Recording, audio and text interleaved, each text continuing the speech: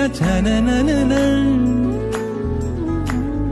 ही पल तू मैं तो हूँ छाँव पिया तब। दोस्तों नमस्कार। आज मैं एक और नई जगह आया हूँ और जो अपने आप में बहुत विशेष और बहुत ऐतिहासिक है। आप मेरे पीछे जो देख पा रहे हैं ये इतना भव्य और ऐतिहासिक मंदिर है जिसका इतिहास इतना विराट और विशाल इतिहास है। और यहाँ पर आकर ऐसा लग रहा है कि मानो आत्मा तृप्त हो गई है। यहाँ पर आकर ऐसा लग रहा है कि मानो आत्मा परमात्मा से मिल गई हो, जीते जी ही मोक्ष की प्राप्ति हो गई हो, ऐसा अनुभव आकर इस मंदिर में मिलता है। नमस्कार दोस्तों, मेरा नाम है विश्वास उपाध्याय और मैं आपने सभी ने वागड़ के प्रसिद्ध मंदिर देव सोमनाथ के बारे में सुना होगा और उस मंदिर के बारे में आपने जाना होगा, जहाँ जब आपने पहचाना होगा और उस मंदिर में जब आपने दर्शन किए होंगे तो वहाँ की मान्यता ऐसी है कि वो मंदिर एक रात में बना हुआ है। लेकिन वो बात सही है या नहीं है वो बात अलग बात है। लेकिन ये जो मंदिर है ये मंदिर भूतों द्वारा बनाया गया है और एक रात में ये मंदिर बना है, ऐसी मान्यता यहाँ पर है। इस मंदिर का नाम है कक्कड़मठ मंदिर। ये मध्य प्रदेश के मुरैना डिस्ट्रिक्ट के अंदर स्थित है। ग्वालियर से 70 किलोमीटर अंदर की तरफ चारों तरफ समतली भूमि और उसके बीच में ये बना हुआ ये मंदिर जिसे कक्कड़नाथ मंदिर कहा जाता है। यह मंदिर पूर्ण रूप से भगवान शिव को समर्पित है और यहाँ पर भगवान शिव की आराधना की जाती है और भगवान शिव की पूजा अर्चना यहाँ पर की जाती है। दूसरी विशेष बात यह है कि इस मंदिर का जो इतिहास है वो केवल तात्कालीन इतिहास नहीं है जो 10वीं और 11वीं शताब्दी तक का है। इस मंदिर का इतिहास द्वापर युग से संबंधित है। द्वापर में जब भगवान कृष्ण थे उस समय का संबंध भी यहाँ से जुड़ा हुआ है। एक छोटी सी कथा ऐसी भी मिलती है कि यहाँ एक गांव है जिस गांव में ये मंदिर बना हुआ है, इसका नाम है सिंघोनिया, जिसे प्राचीन समय में द्वापर युग में भगवान श्री कृष्ण के समय शोणितपुर कहा जाता था। और इसी शोणितपुर के अंदर राजा बाणासुर एक राक्षस हुआ करता था जो भगवान शिव का परम भक्त था। और आप सभी जानते हैं कि चाहे यक्ष हो, गंधर्व हो, दैत्य हो, दानव हो, मनुष्य हो, देवता हो, हर कोई प्रभु भोलेनाथ का आराधक होता है, वो भक्त होता है। तो बाणासुर भगवान का भक्त हुआ करता था और उस बाणासुर की एक बेटी थी जिनका विवाह प्रद्युम्न से होना था जो भगवान कृष्ण के पुत्र थे।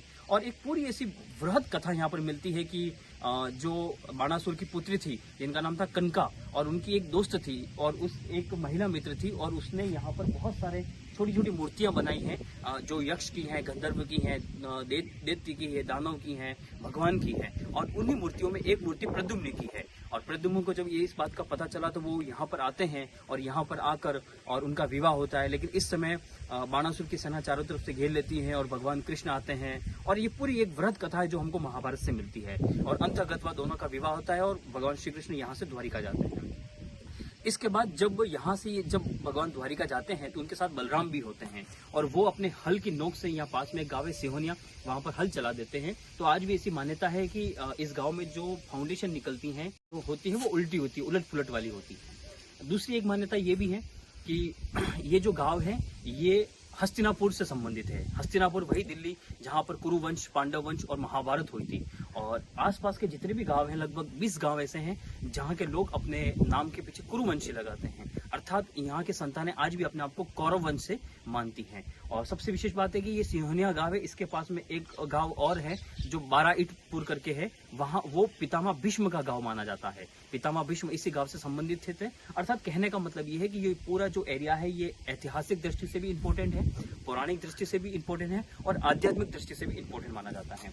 दूसरा एक विशेष बात यह है कि आप सभी को पता है कि हमारा जो मिडाइवल इंडिया था उसका मिडाइवल जो टाइमिंग था उस समय भारत के ऊपर बहुत से हमले हुए, विदेशी आक्रांता आए यहाँ पर और उन्होंने इस मंदिर को नुकसान पहुंचाया है। आप देख सकते हैं कि ऊपर से लगा के नीचे तक इतना भव्य और विशाल बड़े बड़े पत्थर, जो इतना अच्छा स्ट्रक्चर है, मनमोहक ये दृश्य है। चारों तरफ यहाँ इतनी अच्छी मूर्तियाँ बनी हुई हैं। आप ये देख सकते हैं कुछ तोरण द्वार है, यहाँ पर तोरण गेट है और एक सामने की तरफ और स्ट्रक्चर था जो काफ़ी टूट चुका है और यहाँ पर काफ़ी मॉन्यूमेंट्स भी आपको यहाँ पर दिखाई दे जाएंगे जो टूटे हुए अवशेष के रूप में यहाँ पर पड़े हुए हैं। और ये कक्कड़नाथ का मंदिर जो विशेष अपनी शैली के लिए और आस्था और परंपरा के लिए माना जाता है, चारों तरफ बहुत अच्छा दृश्य माना जाता है।